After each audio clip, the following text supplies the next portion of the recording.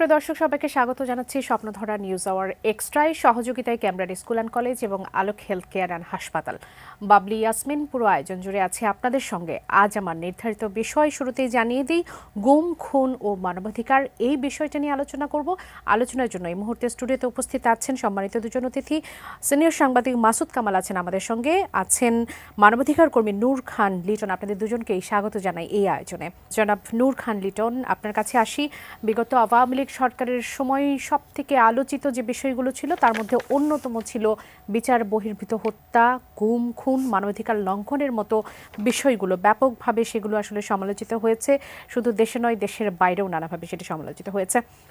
অন্তর্বর্তী সরকারের 4 মাস চলে গেছে, মানবাধিকার পরিস্থিতি এখন আসলে কোথায় দাঁড়িয়ে আছে? বিচার বহির্ভূত হত্যা কি কমেছে? দেখেন, সরাসরি যদি একটা প্রশ্নের উত্তর দিতে হয় তাহলে একটা জিনিস খুব পরিষ্কার, সেটা হচ্ছে মানবাধিকার পরিস্থিতি যে খুব বেশি উন্নত হয়েছে এটা বলার সুযোগ নেই। এটার পিছনে আর একটা কারণ হচ্ছে, যেমন ধরেন বন্দীদের উপর নির্যাতন, এই ঘটনাগুলো তো আমরা দেখছি। এমনকি হাসপাতালে বন্দী নেওয়ার পর তার উপর আক্রমণ হয়েছে। আক্রোশ থাকতে পারে, কিন্তু আক্রোশের ব্যাপ্তিটা যদি এই পর্যায়ে চলে যায় যা আমি সরকারি কাস্টডিতে থাকা অবস্থায় আমার উপরে ফিজিক্যাল টর্চার হবে বা আমাকে ডিম ছুঁড়ে মারবে বা লাথি মারবে, এটা কোনোভাবেই সমর্থন করা যায় না। এবং যদি গত 1-2 দিনের যে ঘটনা আমরা লক্ষ্য করছি, যে একজন মুক্তিযোদ্ধাকে কিভাবে, এটা শুধু মুক্তিযোদ্ধা বলে না, একজন মানুষকে কতটা ঘৃণিত অবস্থায় নিয়ে যেতে পারে একটা ঘটনা। যেমন একজন মানুষকে জুতার মালা পরিয়ে ঘোরানো, এটা কোন মানসিকতা, কোন সভ্যতার নিদর্শন, এটা আমাদের বুঝতে হবে। তার মানে আমরা সমাজে এখন পর্যন্ত সেই বার্তা দিতে পারিনি, যে বার্তার কারণে এই ধরনের অপরাধীরা অপরাধ করে পার পাবে না, এই বার্তাটি সম্ভবত এখনও পৌঁছায়নি। তবে একটা ভালো উদ্যোগ দেখলাম যে সংশ্লিষ্ট রাজনৈতিক দল জামাতে ইসলাম ইতিমধ্যে তাদেরকে বহিষ্কার করেছে। এর আগে আমরা অনেক ঘটনা দেখেছি যে ঘটনাগুলিতে বিএনপি তাদের নেতাকর্মীদের বহিষ্কার বা জবাব শোকজ করেছে, এই ধরনের ঘটনা আছে। কিন্তু রাজনৈতিক দলের এই উদ্যোগ দিয়ে যে সব সমস্যার সমাধান হচ্ছে এইটা কিন্তু আমরা দেখছি না। আর আরেকটা জিনিস মনে রাখতে হবে, আমাদের আইনশৃঙ্খলা রক্ষাকারী বাহিনী এখনও কেন যেন ঘুরে দাঁড়াতে পারছে না। কারণ এটা অবশ্য সময় লাগবে, এটা খুব স্বাভাবিক। জনগণের মুখোমুখি যখন স্বৈরাচারী সরকার পুলিশকে করেছে, বাহিনীগুলিকে করেছে, এবং নির্বিচারে হত্যাকাণ্ড সংগঠিত হয়েছে গত 15 বছর স্বৈরাচারের আমলে, এবং গুমের ব্যাপারগুলি ছিল আরও ভয়াবহ। এই যে বিষয়গুলো ছিল, এর মধ্য দিয়ে দুটি জিনিস, একটা হচ্ছে সমাজে ভয়ার্থ একটা পরিবেশ, যার জন্য এখনও সমাজের সবাই নিশ্চিত হতে পারছে না, আস্থাবান হতে পারছে না যে এরকম একটা পরিবেশ বহাল থাকবে নাকি স্বৈরাচার ফ্যাসিস্ট আমাদের ক্ষতি করতে পারে, এরকম একটা শঙ্কার জায়গায় কিন্তু মানে জনগণ রয়েছে। আমরা যদি খেয়াল করি 5 তারিখের পর কিছু ঘটনা কিন্তু বাংলাদেশে ঘটেছে, যদিও এটা বারবার বলা এই কারণে যে এই জায়গা থেকে আমাদের ফিরে আসতে হবে। ঘটনা সংখ্যালঘুদের উপর যেমন ঘটেছে, একটা বড় ধরনের ঘটনা ছিল, সেটা হচ্ছে আহমেদিয়া সম্প্রদায়ের উপরে পঞ্চগড়ে।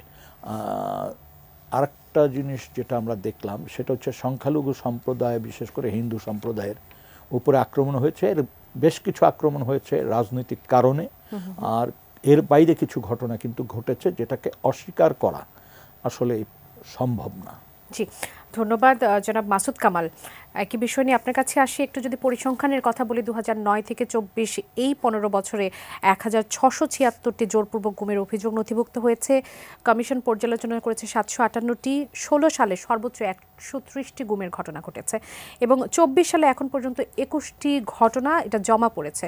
এর বাইরের পরিস্থিতিটাও আপনি পর্যবেক্ষণ করেছেন। এই যে এত সব গুমের ঘটনা, এটা তো আসলে কমছে না, এটা তো কোনোভাবে থামছে না। এত সব গুমের ঘটনা কেন ঘটছে? এগুলো হচ্ছে কেন জানেন? যখন রাষ্ট্র নিজে যখন একটা পক্ষ হয়ে যায়, যেমন ধরেন একটা দল হতে পারে, আপনার সঙ্গে আমার একটা বিরোধ থাকতে পারে। বিরোধ থাকলে বিরোধ নিষ্পত্তির জন্য আমরা কি করি? আমরা রাষ্ট্রের কাছে যাই, রাষ্ট্রের বিচার বিভাগের কাছে যাই। বিচার বিভাগ সেই বিরোধ নিষ্পত্তি করে। আমার প্রতি আপনার ক্রোধ থাকতে পারে, সেই ক্রোধের তারা একটা সমাধান দেয় এবং সেটা একটা বিচার করে। যখন এই পক্ষটা যখন রাষ্ট্র নিজে হয়ে যায়, যখন সরকার নিজে হয়ে যায় একটা পক্ষ, তখন সে আর বিচার বিভাগের কাছে যেতে চায় না। তার হাতে যেহেতু ক্ষমতা আছে সেইটাই প্রয়োগ করে এবং প্রয়োগ করে সে আপনার বিচার করে ফেলে। এবং এই কারণে এটা হয়, আমার হাতে অপরিমিত ক্ষমতা আছে। আমি জানি আমি যদি আপনার বিরুদ্ধে কোনো অ্যাকশনে যাই, আপনার সঙ্গে যদি আমি এমন একটা আচরণ করি যে আচরণটা সমাজ গ্রহণ করবে না, আইন গ্রহণ করবে না, কিন্তু আমি আবার এটাও জানি আমি করলে পরে আইন আমাকে ধরতেও পারবে না, আইন আমাকে ধরার সাহস পাবে না, তখন কিন্তু সেই আচরণ আপনার সঙ্গে আমি করবো। রাষ্ট্রের ক্ষেত্রে এটা হয়, সরকার জানে যে এই লোকটা আমার বিরোধিতা করছে, তো ওকে আমি কিভাবে থামাবো? থামানোর কয়েকটা পদ্ধতি আছে। একটা হলো তাকে যুক্তি দিয়ে বোঝানো, তোমার বিরোধিতা ঠিক না, তুমি আসলে ভুল করছো, বোঝানো। আরেকটা হলো আমি বোঝানোর কোনো গেলাম, ধার ধারলাম না, আপনাকে ধরে আনলাম, মেরে ফেললাম। এবং আমি জানি আমি সরকার প্রধান, আমি মারলে আমার কেউ প্রশ্ন করতে পারবে না, আমার কোনো আইন আদালতের সামনে দাঁড়াতে হবে না, কেউ আমাকে জিজ্ঞাসা পর্যন্ত করতে পারবে না, তো আমি মারবো না কেন? আমি মারবো। এই যে মানসিকতাটা, এটাই হলো এই সমস্ত অপরাধের মূল কারণ।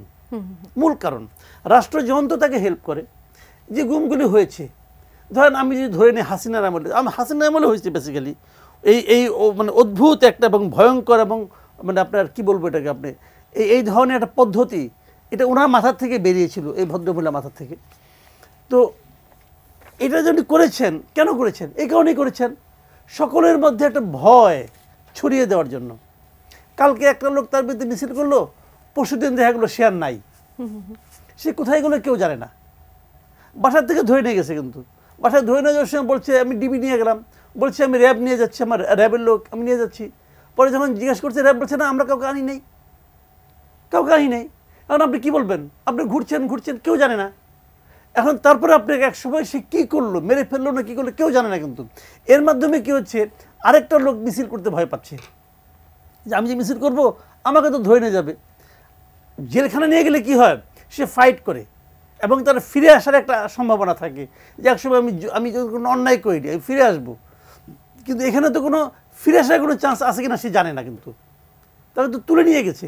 এবং সবচেয়ে বড় কথাটা কি, তারা কিন্তু মনে করে এই ফ্যামিলিটা যে তারা যে কী একটা যন্ত্রণা পুরো পরিবারের। দেখেন যন্ত্রণাগুলো কত দিক দেয়া, তারা জানে না তার এই লোকটাকে বেঁচে আছে কিনা, তারা জানে না কালকে আসবে কিনা। যতবার বাসায় কলিং বেল টিপে সে দৌড়ে আসে, বোধহয় হয়তো আসছে। এই যে একটা পেইন, কি ভয়ঙ্কর এটা একদিকে। আরেক দিকেটা কি, ধরা যাক একজন গৃহকর্তাকে গুম করে ফেলা হয়েছে, তার যে সম্পত্তি, তার যে ব্যাংক অ্যাকাউন্ট, ওইটাও কিন্তু তার উত্তরাধিকার পাচ্ছে না, কারণ তারা তো তার ডেথ রিপোর্ট না পেলে তারা পাবে না। সে মারা গেছে কিনা সে তো এটা জানেও না মারা গেছে কিনা। তার জন্য যে আল্লাহর কাছে দোয়া করবে যে আল্লাহ তার মানে রুহের মাগফিরাত কামনা করবে, সে তো মরে নাই অথবা মরেছে, সে তো জানে না। তো এই যে একটা মানসিক পীড়ন পুরা পরিবারটাকে দেওয়া হয়, এটা কতটা স্যাডিস্ট হলে পরে একজন মানুষের মাথা থেকে বেরোতে পারে, এটা আপনি আগে ভাবেন। এটা এটা এটা মানে এটা অচিন্তনীয় একটা ব্যাপার। হ্যাঁ, মেরে ফেলে নাই, তো মেরে ফেলছে কি ফেলে নাই, কি একটা ভয়ঙ্কর। একটা সময় আমরা বলতাম যে গুম খুনের সংস্কৃতি তৈরি হয়েছে। আমরা সেই সংস্কৃতিকে সমাজে এভাবে ছড়িয়ে পড়লো যে যখন শেখ হাসিনা সরকারের পতন ঘটলো, তারপরেও আমরা দেখেছি মব জাস্টিসের নামে সেখানে আসলে মানুষকে নির্যাতন করা হচ্ছে, তাদেরকে মেরে ফেলা হচ্ছে। যে কথাটি কিছুক্ষণ আগে নূর খান লিটন বলছিলেন, সমাজের এই পরিস্থিতি কেন, কোথায় গিয়ে দাঁড়ালো আসলে? এটা হলো ওই বিচারহীনতার কারণে হয়েছে। ওই যে মনে করেন আপনার গুম করে পার পাওয়া যায়, এই যে কি চিন্তা। তো ঠিক আছে, আপনি সরকারে আছেন, আপনি গুম করে পার পাচ্ছেন, আমি ছোট মানুষ, তা আমি একজনকে চট থাপড় মেরে পার পাইতে পারি। এটা কিন্তু একটা মানসিকতা।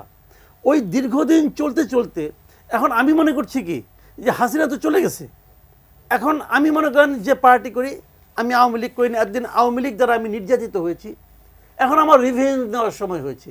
কিন্তু প্রশ্নটা হলো, আপনি একজনকে ফিজিক্যালি তাকে অ্যাসল্ট করবেন অথবা তাকে জনসমক্ষে অপমান করবেন, যে কথাটা মানে লিটন ভাই একটু আগে বললেন, যে একজন মুক্তিযোদ্ধার মানে গলায় মালা পরে দেওয়া হয়েছে, জুতার মালা, কথাটা খেয়াল করেন। তো এটা আমি করতে পারি। এখন অনেককে আমি বলতে শুনছি, আমারই অনেক বন্ধু বান্ধব বলতেছেন যে মুক্তিযুদ্ধ হলে কি তার গলায় জুতা মালা দেওয়া যাবে না?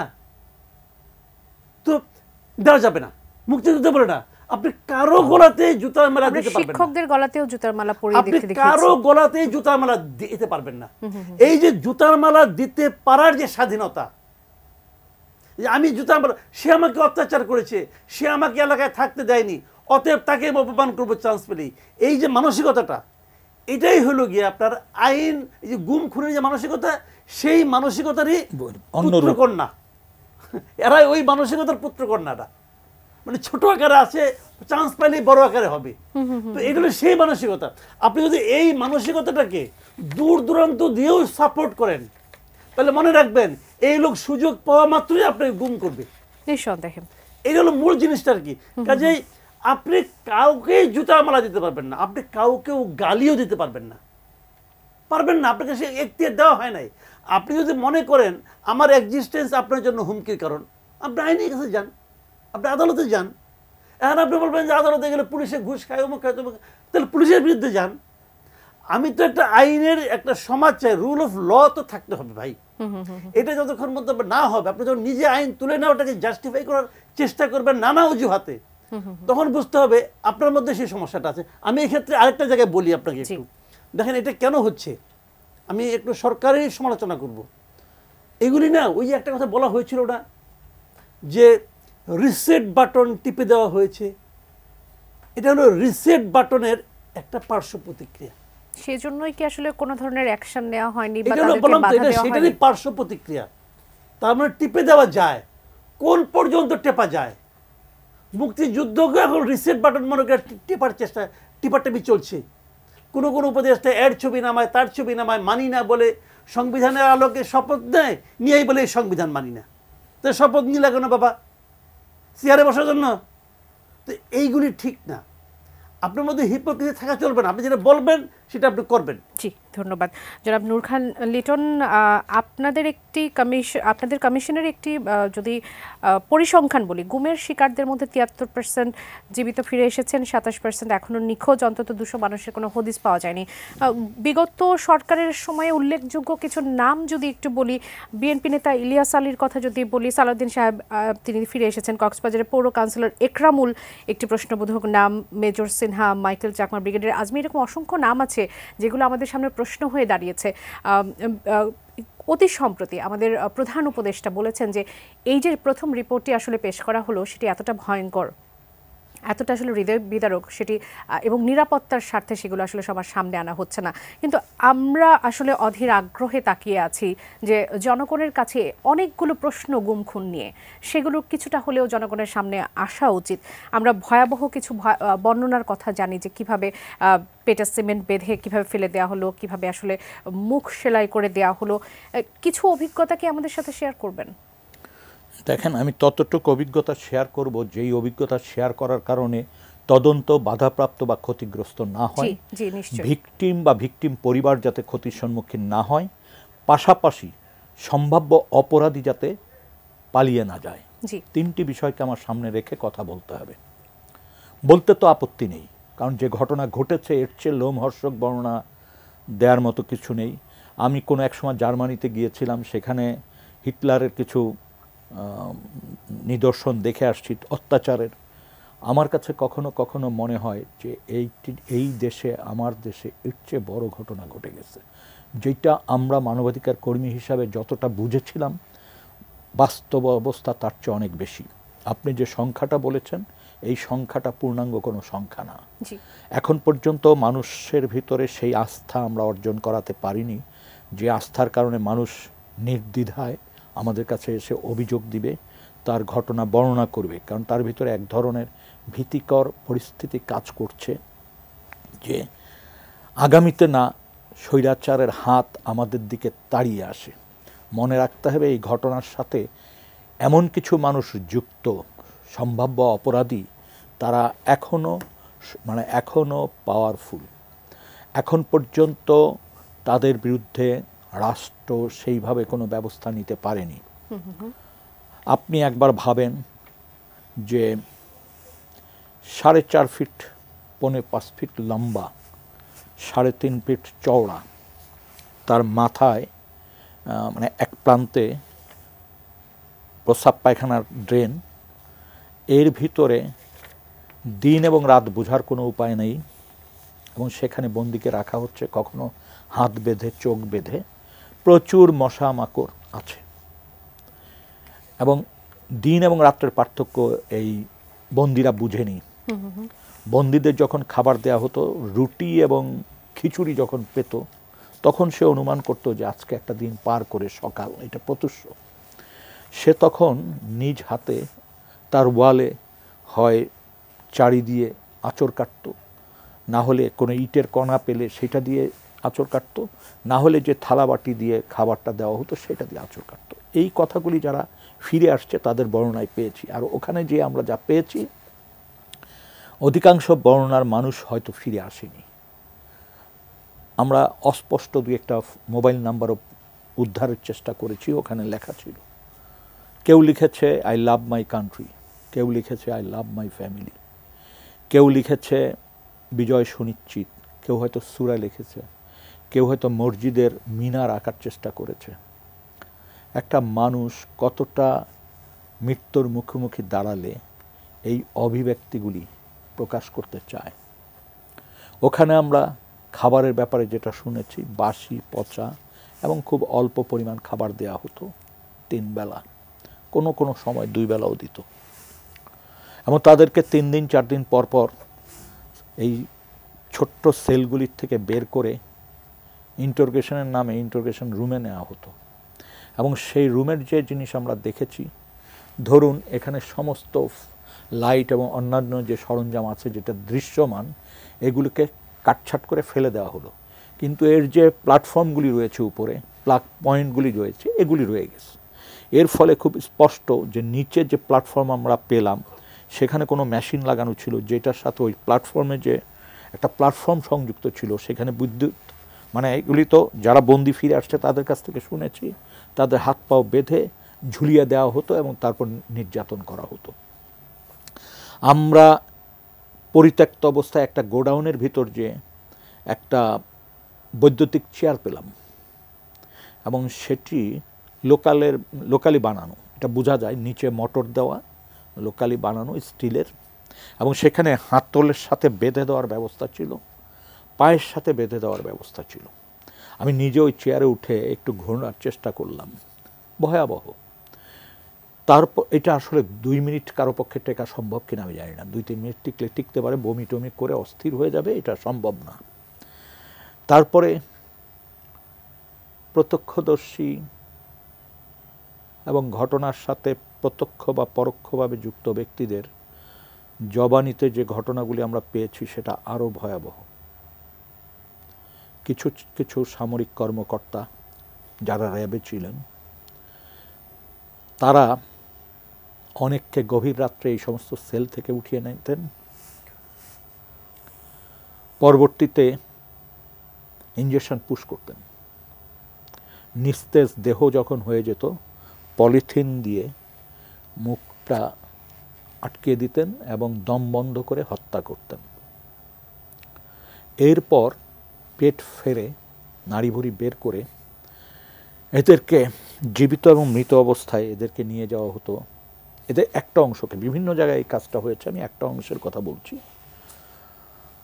পোস্তগোলায় আপনারা দেখেছেন একটা স্থাপনা আছে সেনাবাহিনীর নদীর পাড়ে, ওইখানে র্যাব একটা অপারেশন করেছিল, মনে পড়ে একটা না অনেক অপারেশন করেছিল সুন্দরবনে। দস্যুদের কাছ থেকে একটা বড় ট্রলার নিয়ে আসছিল, সেই ট্রলারটি ঘাটে থাকতো এবং মাঝরাত্রে বিশেষ বিশেষ অফিসাররা এই ডেড বডি বা জীবিত ব্যক্তিকে মাইক্রোবাস যোগে ওখানে নিয়ে যেত। তার আগে ওখানে ডিপ্লয় করা হতো তাদের বিশ্বস্ত র্যাব সদস্য বা গোয়েন্দা সংস্থার সদস্যদের। এরপর তাদেরকে উঠানো হতো নৌকায়। নৌকায় 2 রকম মানুষকে, মানে 2 রকম অবস্থায় উঠানো হতো। কেউ কেউ কারো মৃতদেহ, আর কেউ কেউ জীবিত, যাদেরকে বলা হতো টার্গেট। আর মৃত ব্যক্তিদের বলা হয় তাদের ভাষায় প্যাকেট। নৌকাটা মাঝ নদী বা মুন্সিগঞ্জের দিকে যেত অধিকাংশ সময়ে, এবং এই নৌকাকে সার্কেল করে স্পিডবোট ঘুরত। নৌকার ধারে কাছে কোনো জলযানকে আসতে দিত না। এবং সিমেন্টের বস্তা দিয়ে এই মৃত ব্যক্তিদের অথবা ওখানে গুলি করে মেরে পেট ফেরে তারপর ফেলে দেওয়া হতো।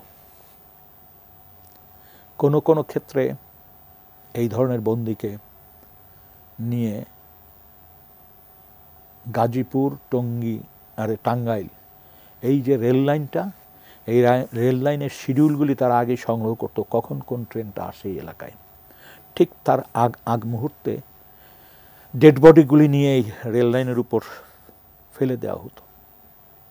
এটার উপর দিয়ে রেলগাড়ি চলে যেত, ছিন্ন ভিন্ন হয়ে যেত তাদের ডেড বডি। এবং আপনারা সবাই খেয়াল করেছেন যে একটা সময়ে পত্রপত্রিকায় কিন্তু এই রিপোর্টগুলি হয়েছে। অসংখ্য মানুষ 2 জন 4 জন 5 জন এইভাবে মারা গেছে। কাউকে কাউকে জয়দেবপুর এলাকায়, গাজীপুর এলাকায় চলন্ত বাসের বা ট্রাকের সামনে ফেলে দিয়ে হত্যা করা হয়েছে। এরকম একটি ঘটনা তো আমরা শুনেছি, এবং যারা এই ঘটনাগুলির সাথে প্রত্যক্ষদর্শী অথবা পাহারাদার, যেভাবেই বলেন না কেন, বা অংশগ্রহণকারী, তাদের কারো কারো কাছ থেকে আমরা এই ধরনের বর্ণনা পেয়েছি। এবং কোনো কোনো ক্ষেত্রে এও পেয়েছি যে একটি মানুষকে আটক করার পর, ওকে হত্যা করার পর ওর ফ্যামিলির কেউ যদি এই বিষয়ে প্রতিবাদ করতে চাইতো, তাদের বিরুদ্ধে সমাজে ঘৃণা ছড়ানোর জন্য হেন অভিযোগ নেই যেটা সমাজের ভিতর ছড়িয়ে না দেওয়া হতো। যেমন আমি আপনাকে আজকে একটা উদাহরণ দিয়ে দিচ্ছি। গুলিস্তান এলাকার বিএনপির একজন সংগঠক রফিক, যে দ্বিতীয় বিয়ে করেছিল ঝিনাদায় ইডেন কলেজের এক ছাত্রীকে, এই রফিক শ্বশুরবাড়িতে যাওয়ার পর রফিককে মাঝরাত্রে উঠিয়ে নিয়ে আসে এবং তার ডেড বডি পাওয়া যায় কুষ্টিয়া ঝিনাদার বর্ডার এলাকায়। পুলিশের হ্যান্ডকাপ ছিল। আমরা খোঁজ খবর নিয়ে যখন দেখলাম এবং বিএনপি প্রতিবাদ করা শুরু করলো, সাধারণ মানুষের ভিতর প্রশ্ন আসলো, তখন যখন এটা নিয়ে অনেক প্রতিবাদ হচ্ছিল, তখন আমরা দেখলাম এই রফিকের শাশুড়িকে এবং 2টো মানুষকে ওই এলাকা থেকে গ্রেপ্তার করলো। বলা হলো তাদেরকে সাভার অঞ্চল থেকে গ্রেপ্তার করেছে, কাউকে কুষ্টিয়া থেকে গ্রেপ্তার করেছে। অভিযোগটা দিয়ে দিল র্যাব, তাদের বিরুদ্ধে একটা মামলা দিয়ে, যে ওই যে 2 জন, একজন সাবেক সৈনিক, আরেকজন একটা দলের রাজনৈতিক কর্মী কুষ্টিয়া অঞ্চলের, অভিযোগ দেওয়া হলো এরা ওই শাশুড়ির কাছ থেকে টাকা নিয়ে জামাইকে হত্যা করেছে। কেন? শাশুড়ির উপর তার লোলুপ দৃষ্টি ছিল, শাশুড়ি নিজেকে রক্ষা করার আপ্রাণ চেষ্টা করে পারেনি, তখন খুনিদেরকে ভাড়া করে হত্যা করেছে। পুরা একটা গুজব ছিল। এই গুজবটার কারণে ওই ঘটনাটা ব্যাপকভাবে অনুসন্ধান করতে যেমন পারেনি মানুষ, এলাকায় একটা উঠে গেছে, ওই ফ্যামিলিটা আইসোলেটেড হয়ে গেছে সমাজ থেকে।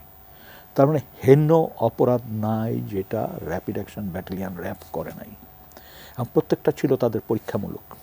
এর বাইরে আরও কিছু ঘটনা আছে সাম্প্রতিককালে আমাদের রিপোর্টে এসছে, যে আমরা ভারতের একটা এখান থেকে বন্দি নিয়ে বর্ডারে নিয়ে ভারতীয় কর্তৃপক্ষের কাছে হেফাজতে দিয়ে দেওয়া, এটা অনেক ক্ষেত্রে এটা হয়েছে। এবং এইটা কি পরিমাণে হয়েছে এখনই বলা সম্ভব না। যেমন এখনই বলা সম্ভব না যে আমরা যে রেকর্ড করেছি 1686 এটাই ফাইনাল, এটা বলা যাবে না, এটা অনেক বেশি হতে পারে। কারণ মানুষ এখনও ভয়তে আছে। এখন যে ছাড়া পেয়েছে সে চিন্তা করতেছে আমি আবার কোন ঝামেলায় না পড়ি। এখন পর্যন্ত একটু বলে নেই, এখান থেকে অনেককেই নিয়ে যাওয়া হয়েছে ভারত বাংলাদেশ সীমান্তে নিয়ে এখান থেকে ভারতে পাঠিয়ে দেওয়া হয়েছে, এবং সেখানে অবৈধ অনুপ্রবেশ দেখিয়ে কাউকে কাউকে জেলে রাখা হয়েছে, কাউকে কাউকে সন্ত্রাস বিরোধী আইনে বা ওখানে জঙ্গি নির্মূল যে একটা আইন আছে ওই দেশে, ওই আইনে অনেককে আটক রাখা হয়েছে। ঠিক কতজন এখন পর্যন্ত এটা বলা যাবে না, তবে আপনারা খেয়াল করে থাকবেন সালাউদ্দিন সাহেব, তারপরে বালি, সুখরঞ্জন বালি, তারপরে কাজল ফটো সাংবাদিক, তারপরে গত পরশুদিন ফিরে এসছে একজন রহমতুল্লাহ, যেটার পিছনে অধিকার বেশ কাজ করেছিল। এবং আমাদের কাছে এরকম তথ্য বা এরকম খবর আরও আছে, যেটি এই মুহূর্তে আমার মনে হয় আমরা কাজ করছি, যেহেতু এই মুহূর্তে নামগুলি আমরা না বললাম। আপনি এখন পর্যন্ত যা আসলে বলেছেন, আমি জানি না মাসুদ কামাল ভাই, আমি ওনাকে লক্ষ্য করছিলাম কথা বলতে চাই, কারণ আমার মনে হয় না আমি সময় পাবো ভবিষ্যতে। আমি একটু বিরতি আপনার কাছ থেকে আসলে আমরা আজকে শুনতে চাই, যেহেতু আপনি সবকিছু আসলে লক্ষ্য করেছেন। এখন পর্যন্ত যা কিছু বলেছেন আমার কাছে মনে হয়েছে যে আমি বাংলাদেশে নেই বা আমি পৃথিবীর মধ্যে নেই। মানুষের সাথে মানুষ এতটা নৃশংসতা কিভাবে করতে পারে সেটা আমাদের চিন্তার বাইরে আসলে ছিল। বিরতিতে যাওয়ার আগে আমি আরো কিছু কথা বলে দিতে চাই। জি। একটা প্রশ্ন অনেকে করেন যে আপনারা প্রধানমন্ত্রী বা উচ্চ পর্যায়ের লোকের সংশ্লিষ্টতা কিভাবে পেলেন। আমি আবারও বলি, এটি কথার কথা নয়। আমরা ওই পরিমাণ প্রমাণ পেয়েছি যা দিয়ে স্পষ্ট যে ওনারা সময়ে সময়ে র্যাবের কিছু মানুষ ছিল, যেমন র্যাবের এডিজি অপস যিনি থাকেন এবং ইন্টেলিজেন্স উইংয়ের যিনি চিফ থাকেন, তাদের কারো কারো ব্যক্তিবিশেষের অবাধ যাতায়াত ছিল প্রধানমন্ত্রীর কাছে এবং সামরিক উপদেষ্টার কাছে। সেখান থেকে নিশ্চয়ই আপনারা বলেছেন যে এখানে সাবেক প্রধানমন্ত্রী শেখ হাসিনার সংশ্লিষ্টতা আপনারা এটা তো আমরা সরাসরি পেয়েছি। আপনি একবার ভাবেন তো যে একটি দেশে এরকম ঘটনা ঘটেছে, এরকম স্থাপনা তৈরি হয়েছে সরকারি মদত ছাড়া, কি এটা হতে পারে? এক। দুই নম্বর হচ্ছে, প্রতিদিন পত্রিকায় নিউজে এইসব খবর আসার পর যখন নেতৃস্থানীয় যারা দেশ পরিচালনা করছেন, প্রধানমন্ত্রী তার অন্যান্যরা, তারা যখন এগুলি প্রতিরোধ না করে বরং তারা কল্পকাহিনী রচনা করার চেষ্টা করেছে, ভিকটিমদেরকে আরও ভিকটিমাইজ করেছে, ঘৃণা ছড়ানোর চেষ্টা করেছে, বলা হয়েছে ঋণের দায়ে পালিয়ে বেড়াচ্ছে, বলা হচ্ছে পরকীয়া করে পালিয়ে বেড়াচ্ছে, অনেক রকম, ভূমধ্যসাগরে মারা গেছে। আপনার সাথে আসলে আমরা তো কথা বলবোই, দর্শকরাও সরাসরি আমাদের সাথে আসলে যুক্ত হচ্ছেন, তারা চেষ্টা করছেন কথা বলার জন্য, তাদের কিছু প্রশ্ন আছে, আমরা সেটিও একটু যদি নিতে চাই।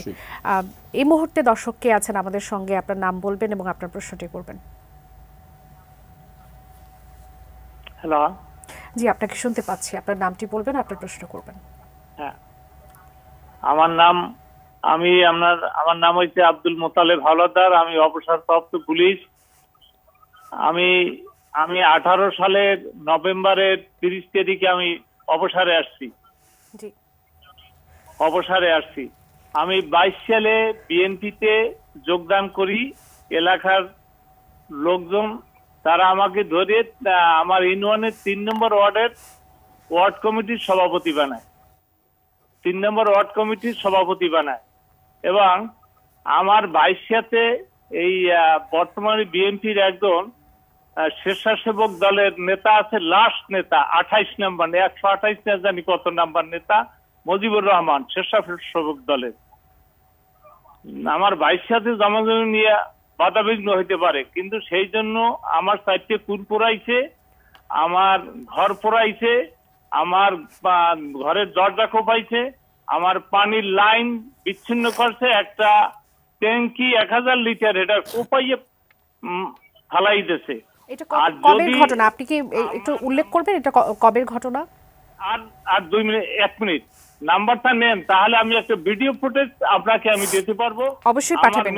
আপনি একটু উল্লেখ করবেন কবের ঘটনা এটা? বিগত 9.5 বছর গ্রাম সরকার আমি পুলিশে থাকতো, তারপরও আমার 22 সাথে দ্বন্দ্ব, সেই জন্য ওই ভদ্রলোক এই রেসে। আমরা আপনার প্রশ্নটি পেয়েছি, আপনার কথা আমরা বুঝতে পেরেছি। আপনার সঙ্গে আমরা নিশ্চিতভাবে যোগাযোগ করব, আপনার ফুটেজগুলো নেওয়ার চেষ্টা করব এবং অবশ্যই দিন তারিখটা উল্লেখ করলে আমাদের জন্য আরেকটু ভালো হতো। আবারও ফিরতে চাই জনাব নূর খান লিটন, একেবারে মানুষের কল্পনাকেও হার মানায় এমন নৃশংসতার গল্প আমরা আসলে শুনছিলাম। গল্প বলছি এই জন্য যে আমার এখনো বিশ্বাস করতে কষ্ট হচ্ছে যে মানুষ মানুষের সাথে ক্ষীণ স্বার্থের জন্য বা যে কারণেই হোক একজন মানুষ আরেকজন মানুষের সাথে এমনটা করেছে। আমি আপনার কথা তখন শেষ করতে পারিনি, আপনার কথায় আবার ফিরে আসব। দেখেন, মাইকেল চাকমা নামে একজন মানুষকে পার্বত্য চট্টগ্রাম থেকে ঢাকা থেকে উঠিয়ে নেওয়া হয়, পার্বত্য চট্টগ্রামের মানুষ। তার খোঁজে তার পরিবার, তার বন্ধুবান্ধব, মানবাধিকার সংগঠনগুলো প্রচুর চেষ্টা করেছে ওই সময়, কিন্তু তার কোনো খোঁজ হদিস বের করতে পারেনি। 5 তারিখে ছাত্র জনতার অভ্যুত্থানের পরবর্তীতে 6 অথবা 7 তারিখে তাকে ছেড়ে দেওয়া হয়। তাকে ছেড়ে দেয় হচ্ছে চট্টগ্রাম এলাকায় নিয়ে, রাতের বেলা নিয়ে যায়, যত সময় লেগেছে প্রায় ভোর হওয়ার সময় তাকে ছেড়ে দেয়। এর পরিবারে কি কি ঘটেছে? এর অভিভাবকের কেউ কেউ মারা গেছেন, বাবা মারা গেছেন সম্ভবত, অথবা মা, এবং তাদের ধর্মীয় মতে মাইকেল চাকমার মৃত্যুর পর যে কাজগুলি করতে হয় সেই কাজগুলো পরিবার থেকে করেছে। অর্থাৎ আমরা যেমন চল্লিশা করি, শেষকৃত্য অনুষ্ঠান কিন্তু হয়েছিল।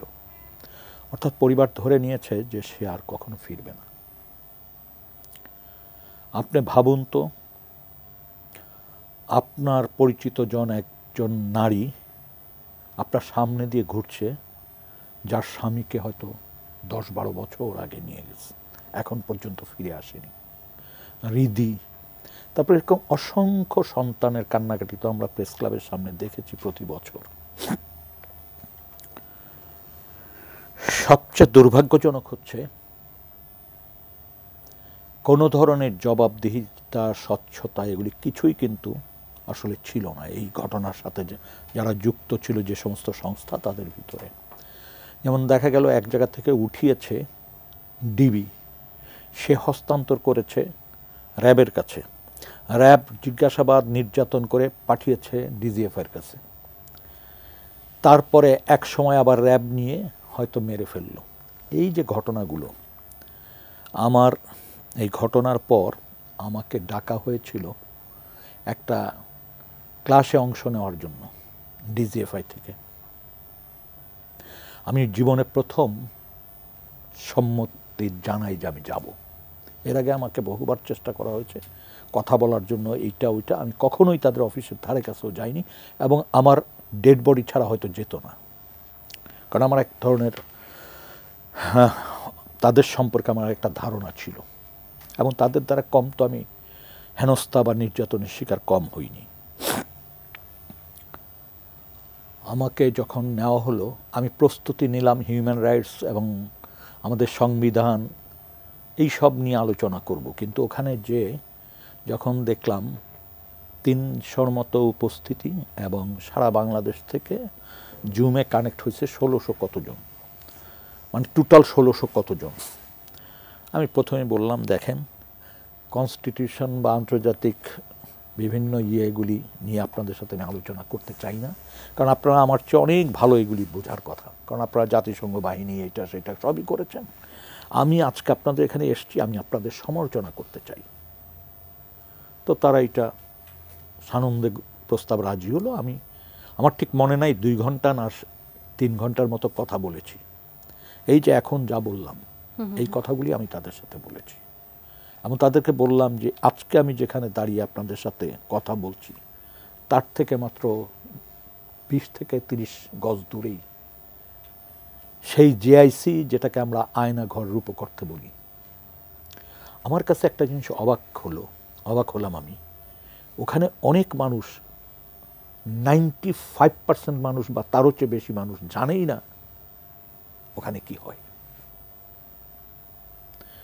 ওরা এমনভাবে গোয়েন্দা সংস্থাকে সাজিয়েছে, ওরা বলেই যে এটা কম্পার্টমেন্টাল, সেকশন ওয়াইজ কাজ করে, একজন আরেকজনের সাথে প্রশ্নও করে না, কিছু দেখতেও। তারা কি তাদের মধ্যে থেকে, আপনি যখন এই ক্লাসটা নিলেন, আপনি আপনার অভিজ্ঞতাগুলো তাদের সাথে শেয়ার করলেন, তাদের মধ্য থেকে আমি আপনাকে শুধু বলি, পিন পতন নীরবতা আমি লক্ষ্য করেছি, কারো চোখ আমার মতোই টলটল করছে এবং ফিডব্যাক আমি পেয়েছি নানানভাবে। জি, আমরা তাতে একটা জিনিস আমার কাছে স্পষ্ট হয়েছে যে আমাদের অনেক ভালো ভালো মানুষকে, যুবককে প্রক্রিয়ার মধ্য দিয়ে রাষ্ট্র ক্ষমতায় টিকে থাকার জন্য এই ব্যবস্থাপত্র তৈরি করেছে। অর্থাৎ প্রক্রিয়াটি আসলে একেবারে পচে যাওয়া, একেবারে এটাকে কি বলা যায়, আমরা এটা আমি নিয়ে আসলে কথা ক্ষমতায় বলতে থাকবো, চাই, আমি যা ইচ্ছা তাই করব, আমি ছিটে ফুটা তোমাদেরকে দিব, মানে এমন একটা জায়গায় নিয়ে যাওয়া হয়েছে যে কিছু মানুষকে আমি নাম ধরে এই জায়গায় বলতে পারি যে এই মানুষগুলোকে এক একটা হন্তক বানানো হয়েছে, জানোয়ার বানানো হয়েছে। এবং আমি জানি হয়তোবা আমার মৃত্যু হয়ে যেতে পারে এইসব কাজ করতে যেয়ে, আমি প্রস্তুত। তবে বাংলাদেশ থেকে এই অধ্যায় চিরতরে অবসান হওয়া দরকার একেবারে আমার মৃত্যুর আমরা মধ্যে দিয়ে। আশাবাদী। যারা মাসুদ কামাল, অনেকটা সময় আপনার কাছে আসতে পারিনি আসলে, আপনিও বলছিলেন যে আমরা আসলে যেখানে আছি সেখানেই থাকি, মানে ভাষা হারিয়ে ফেলার মতো বিষয়। পরীক্ষামূলকভাবে মানুষের সাথে এই নৃশংসতা নানাভাবে পরীক্ষা করে দেখা যায়, আর কতভাবে তাদের টর্চার করা যায়। একটা পচে যাওয়া, একটা নষ্ট হয়ে যাওয়া সিস্টেম, যেখানে কেউ বিচার চাইতে পারবে না, বলতে পারবে না যে আমার সাথে এই অন্যায়টা হয়েছে, আমি আমার কাছের মানুষকে এভাবে হারিয়েছি বা তাকে খুঁজে পাচ্ছি না। যারা ভেতরে আছে, যাদের মধ্যে বোধোদয় হচ্ছে, তারা বলতে পারবে না যে এটা অন্যায় বা আমি এর সাথে জড়িত থাকতে পারি না। কি বলবেন আপনি? দেখেন, আমি তো আসলে অনেক দিন ধরে কথাবার্তা বলি টেলিভিশনে, এবং আমি কথা বলতেই চাই বিভিন্ন সময়, কিন্তু এই বোধহয় প্রথমবার যে আমি কথা বলার কোনো আগ্রহ দেখালাম না। লিটন ভাই এমনভাবে কথাগুলি বলছিলেন যে আমি জানি এই লোকগুলিকে মারা হয়েছে, এই লোকগুলিকে মরে গেছে, কিন্তু উনি যেভাবে ঘটনাগুলি বর্ণনা করছিলেন, মানে আমি নিজেই স্তব্ধ হয়েছিলাম। আমি ভাবছিলাম যে উনি আরও বলুন, আমি শুনতে চাই জিনিসগুলো। আবার পাশাপাশি আরেকটা জিনিস কিন্তু ভাবছিলাম, আমার অনেক প্রশ্নও ছিল, সেই প্রশ্নগুলো করে এখন আসলে সময় নাই। আমি কিন্তু ফিনিশিং একটা কথা বলে আবার ওনাকে আমি বলার মানে ওনার কাছ থেকে শুনতে চাইব। এই জিনিসটা হলো কি, আমরা গ্যাস চেম্বারের কথা শুনেছিলাম না জার্মানিতে, কেন মেরেছিল তাদেরকে?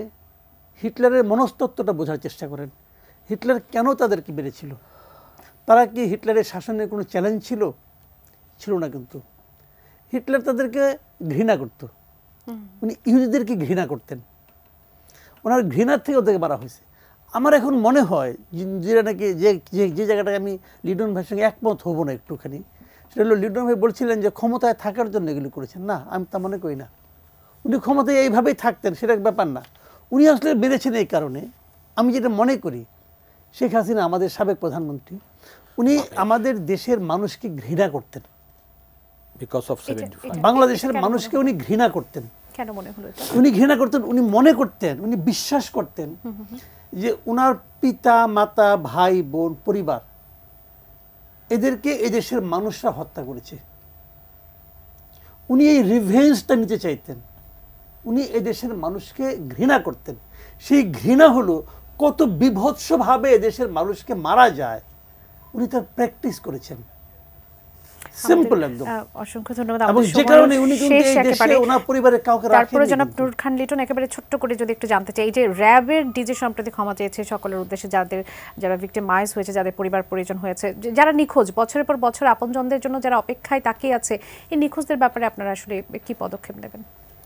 দেখেন, আমরা এখন সবচেয়ে বেশি গুরুত্ব দিচ্ছি হচ্ছে যে সমস্ত ব্যক্তি এখনো ফিরে আসেনি তাদের বিষয়টা, সর্বশেষ অবস্থাটা জানার জন্য। র্যাবের মহাপরিচালক যেভাবে ক্ষমা চেয়েছেন, এটা অভিনন্দনযোগ্য।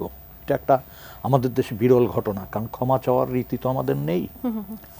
আমরা আহ্বান জানাবো র্যাপিড অ্যাকশন ব্যাটালিয়ন র্যাবের তৎকালীন যে ঘটনাগুলো, সেই ঘটনাগুলোর তো মুভমেন্টের রেজিস্টার থাকার কথা, বন্দীদের আনলে তাদের নাম ঠিকানা রাখার কথা, কে কে অপারেশনে গেছে সেটা থাকার কথা।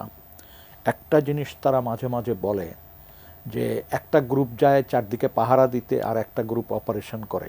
অপারেশন গ্রুপের লোকরা বলে যারা পাহারা দেয় 20 গজ দূরে, তারা চিনতে পারে না। মানে নানানভাবে নাটকীয়তা তৈরি করতে চায়। আমার কথা হচ্ছে, ডিজি মহোদয় যেহেতু এরকম একটা বক্তব্য দিলেন, তার নৈতিক দায়িত্ব হচ্ছে এই জিনিসগুলি খুঁজে বের করে কমিশনের হাতে দেওয়া। অসংখ্য ধন্যবাদ। আমরা এই বিষয়টি নিয়ে আরও কথা বলতে চাই, আবারও আপনাদের চাই আমাদের সঙ্গে। আসলে জনগণের জানার অধিকার রয়েছে, সব কিছু জানার অধিকার রয়েছে, সেখান থেকে আবার আমরা এটি নিয়ে আলোচনা করতে চাই। সুপ্রিয় দর্শক, আপনাদের দুজনকে ভীষণ রকম কৃতজ্ঞতা, আসলে এর বেশি আসলে বলার কিছু আমার নেই। আপনারা যারা আমাদের সঙ্গে ছিলেন, নিউজ আওয়ার এক্সট্রার সঙ্গে ছিলেন, আগামী পর্ব দেখার আমন্ত্রণ জানিয়ে আজ এখান থেকেই বিদায় নিচ্ছি। বাংলাদেশে আর কোনো গুম না হোক, আর কোনো খুন না হোক, আর কোনো বিচার বহির্ভূত হত্যাকাণ্ড না ঘটুক, এই নৃশংসতা শেষ হোক, সেই প্রত্যাশা রেখে বিদায় নিচ্ছি।